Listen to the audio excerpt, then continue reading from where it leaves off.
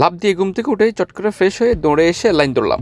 নিশ্চয়ই আপনারা ভাবছেন বিমান কিংবা রেল লাইনের কথা বলছি।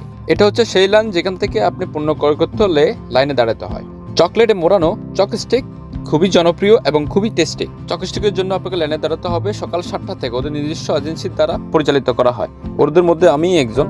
দীর্ঘ বৎসর কোম্পানির সাথে ঘনিষ্ঠ সম্পর্ক তাদের।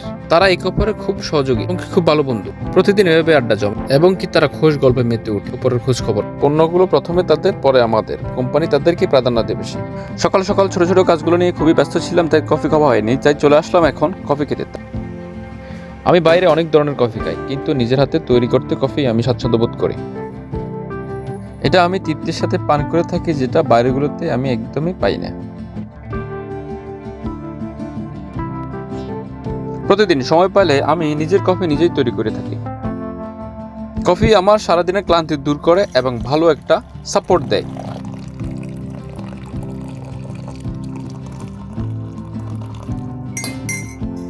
আমার কাজগুলো ছোটখাটো, কিন্তু আমি নিজে করতে স্বাচ্ছন্দ্য বোধ করি। সকাল সকাল ঘুম থেকে উঠে যখন আপনি একটা কফি খাবেন, তখন আপনার মাইন্ড ফ্রেশ থাকবে, মনকে সতেজ করে তুলবে। আমি ভাবছি এবং কি বাইরের আবহাওয়াগুলো দেখছি খুব সুন্দর। আজকের আবহাওয়া খুবই সুন্দর দেখাচ্ছে।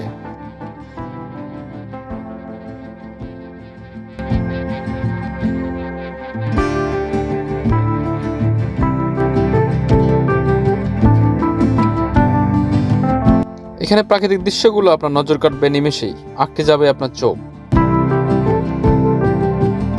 স্মৃতিস্তম্ভ হিসেবে উজাড় করেছি জাতির জন্য। এই সিচুয়েশনের মধ্যে যেন আমাকে আবার পড়তে না হয়। গন্তব্য অনেক দূর, তাই কফিটা শেষ করেই তাড়াতাড়ি বেরিয়ে পড়লাম। এখানে আপনি দেখতে পাবেন পাহাড়, বন, সবুজে ঘেরা বিশাল বাগান, যার কোনো সীমা নেই। যেদিকে তাকাবেন শুধু বিস্তীর্ণ পাহাড়। পাহাড়ের কেটেই রাস্তা তৈরি করা হয়েছে এখানে। আপনি হঠাৎ চমকে উঠবেন, রাস্তার দুই ধারে দাঁড়িয়ে আছে কিছু সংখ্যক লোক হাতে কিছু নিয়ে। বিভিন্ন প্রজাতির ফল এখানে চাষ করা হয়, আঙ্গুর, চেরি, কমলা ইত্যাদি। আর এদের কাজ হচ্ছে ফলগুলো চুরি করে নিয়ে এসে রাস্তার ধারে বিক্রি করা। চলে এসেছি ছোট আরো একটি টাউনে।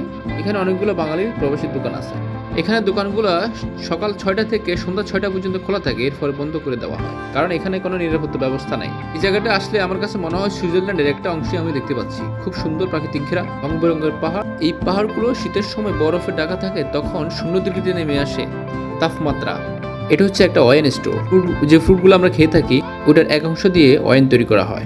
আমাদের ক্ষুধা লেগেছে, সকালবেলা তেমন কিছু খাওয়া নাই, তাই আমরা সুপার মার্কেটে চলে এসেছি। এখান থেকে আমরা নিয়েছি একটা কোল্ড ড্রিঙ্কস এবং একটা চিপস। এই এলাকাটা খুবই চমৎকার এবং কি ভয়ানক। এখানে অনেক ধরনের গ্যাংস্টার বসবাস করে থাকে, যাদেরকে ভাড়া করে নিয়ে যায় হত্যা করার জন্য। আপনারা কখনোই ভুলেও এই রাস্তায় ফ্রুটের জন্য দাঁড়াবেন না, তাহলে আপনি সর্বোচ্চ হারাতে পারেন।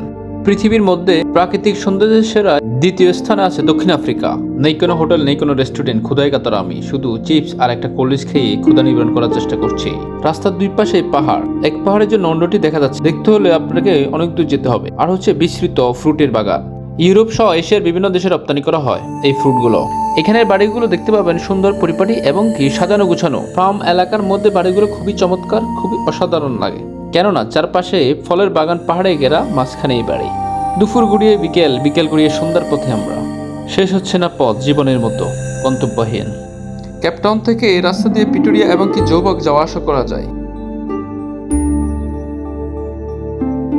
না দেখলে মিস করবেন অসাধারণ একটা ভিউ। প্রাকৃতিক সম্পদে ঘেরা এই দক্ষিণ আফ্রিকা।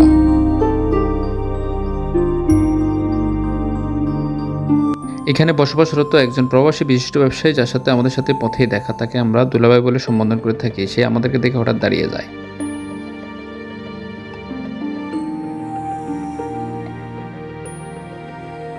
এই জায়গাটির নাম হচ্ছে তসরিবা, ছোট একটি টাউন। এখানে অনেকগুলো বাঙালি প্রবাসীদের দোকান আছে। সুন্দর চারপাশ, পাহাড়ে ঘেরা, সবাই খোলামেলা দোকান করে। এই ছবিগুলো বিভিন্ন জায়গা থেকে আমি অনেক কষ্ট করে তুলেছি, তাই দিয়ে দিয়েছি।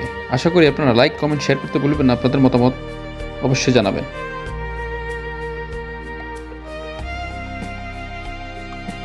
আমরা আস্তে আস্তে অনেক রাত হয়ে গেছে। কুয়াশার চাদরে ঢাকা রাস্তা, এক বিন্দু পরিমাণ দেখা যাচ্ছে না। আমরা হেডলাইট জ্বালিয়ে যাচ্ছি। উঁচু নিচু আঁকাবাঁকা রাস্তা, প্রতিনিয়ত এখানে দুর্ঘটনা ঘটে। তাদেরকে সতর্ক অবস্থায় চলতে হবে। এটা কেপটাউন থেকে 2.5 কিলোমিটার দূরে। আমি এই ইন্ডাস্ট্রির মধ্যে পার্কিং করে দিই।